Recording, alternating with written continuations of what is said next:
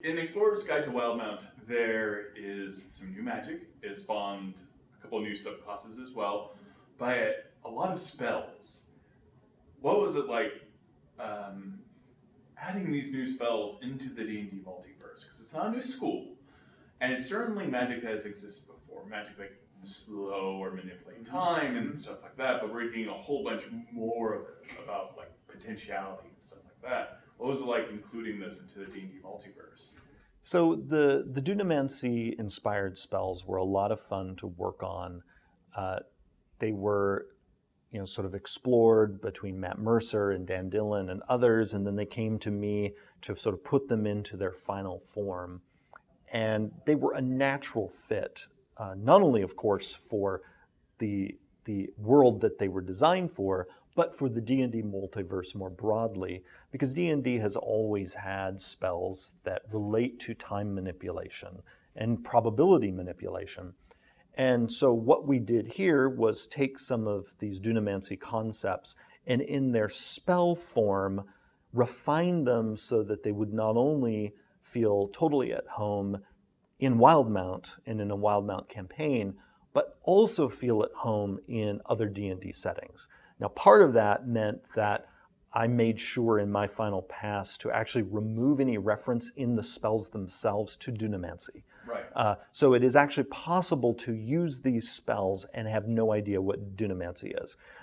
Because in my mind, now whenever we build something, we're not only building it for the setting that it's in. This was true also when we were working on the recent Eberron book.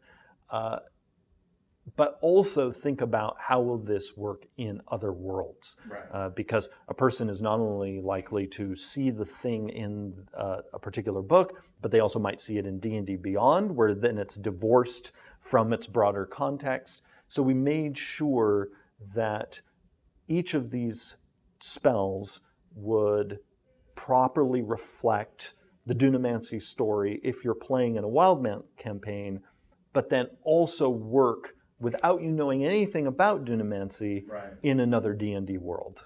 Much like the Artificer, like their Artificers are doing crit. Right. Look at a gnome. Yep.